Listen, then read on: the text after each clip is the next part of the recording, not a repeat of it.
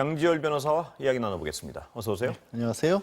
자, 일단 정광훈 목사 얘기 여쭤보기 전에요. 오늘 속보부터 좀 알아보겠습니다. 정교조 합법화됐다. 이렇게 해석할 수 있는 거죠? 아까. 합법화의 길이 열렸다라고 예. 말씀을 드려야겠죠. 사실 또 지금도 뭐 불법적인 어떤 노조라는 얘기는 아닙니다만 어떤 얘기냐면 2017년 10월에 당시 고용노동부에서 정교조 내에 현직 교사가 아닌 해직 교사가 들어있다. 그런데 지금 고용노동부를 보니까 이 해직 교사 같은 경우에는 이 포함돼서는 안 된다라고 돼 있기 때문에 그거에 근거해서 이 해직 교사를 제외시켜라라고 통보를 했고 그게 안 될 경우에 법이 보호해주는 법안의 노조가 안 된다라고 통보를 했다는 겁니다. 예. 그 통보를 취소해라. 그래서 지금은 법 바깥에 있는 노조, 법 외의 노조라고 하지만 그렇다고 곧장 불법은 아니고 예. 다만 노조로서의 법적인 보호를 못 받는다는 얘기였거든요. 그런데 그게 하급심에서까지도 그때 당시에 그렇게 처분을 통보한 것이 정당하다라고 했지만 오늘 대법원이 이제 2시에 그 대법원 전원합의체 판결로 그 항소심의 판단이 잘못됐으니까 다시 한번 들여다봐라. 예. 다만 이게 이제 바로 뭐 합법화가 됐다, 뭐 예. 법의 노조가 아닌 정식 노조가 됐다라고 하기에는 아직은 이른 게 예. 그거 외에 그 다른 사유를 가지고도 검토해 봐야 될 가능성은 있지만 하지만 뭐 그 가능성은 그렇게 낮기 예. 때문에 말씀하신 것처럼 사실상 합법화의 길로 들어섰다. 사실상 합법하고 합법화의 길이 열렸다가 정확한 네. 표현이고요. 예. 다시 정광훈 목사 얘기로 좀 넘어오겠습니다. 아까 리포트 보셨죠? 예. 사기극을 펼치려다 실패했다. 이게 도대체 무슨 말인지가 이해가 안 가는 부분인데 무슨 말인가요, 이게?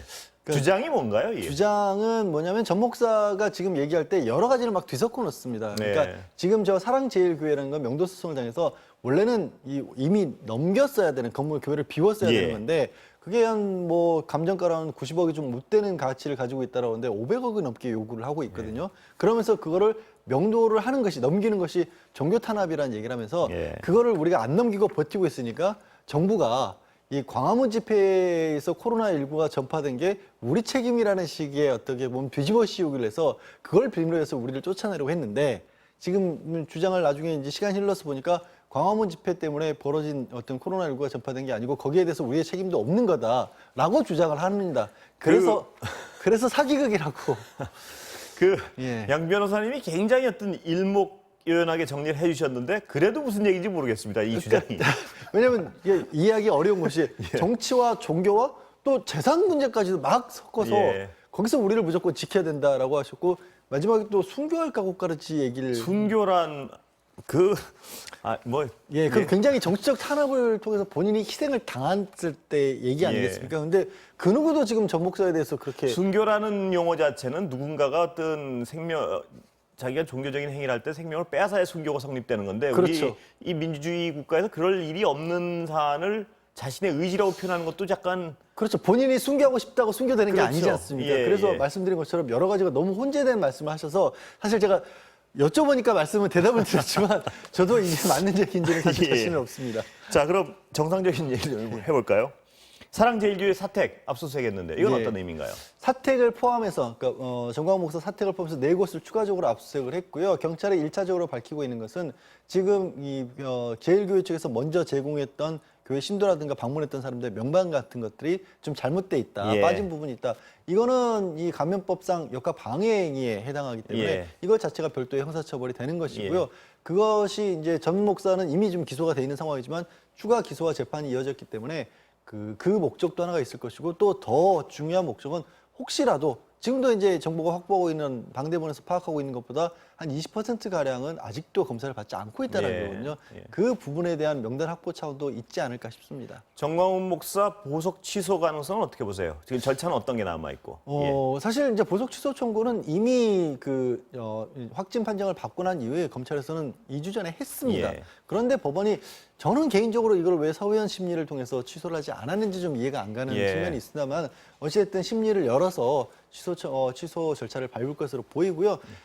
뭐 요지는 간단합니다. 보석을 해줄 때 허가했던 조건이 본인이 받고 있는 재판과 관련된 공직선거법과 관련된 집회라든가 불법적인 집회에 참석해서는 안 된다는 게 조건이었기 때문에 예. 조건이 위배됐다고 판단되면 바로 구속을 시키는 겁니다. 예.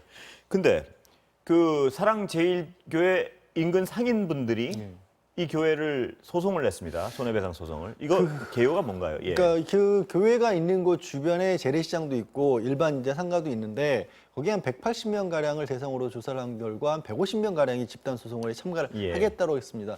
그 주변을 교회 주변을 뭐 2차례씩 소독을 하고 그래도 사람들이 안 온다는 거죠. 그렇죠. 저기 이제 그 인과관계는 분명한 것 같은데요, 그는. 그렇죠. 신도들이 버티고 있고 그렇기 때문에 90% 이상 매출이 떨어졌다는 예. 겁니다. 그러니까 그 손해를 몇 개월째 감수하고 있다 보니까 이분들께서 도저히 못 버티고 집단 소송을 하겠다고 예. 밝힌 겁니다. 어떻습니까? 그 소송의 어떤 승소 가능성은 지금 뭐 상식적으로 들으면 인과관계 증명이 가능한 것 같은데 어떻습니까? 보시기에? 두 가지 측면에서 예. 이미 명도 소송에서 패소를 해서 법적으로도 저것을 비워줘야 되는데 예. 비워주지 않고 있죠. 예. 그것부터가 벌써 불법입니다. 예. 그리고 그 상인들이 본 손해에 대한 인과관계도 증명 가능한 일이라고 보십니까? 어떻게 보십니까? 또 예. 쉬운 일은 아닙니다만은 평상시 매출액이 어느 정도 있고 또 재난을 통해서 이런 경우가 있었을 때도 그 손해를 계산했던 기준 같은 것들이 좀 정립된 게 있기 때문에 예. 유출은 가능하지 않을까 싶습니다. 예.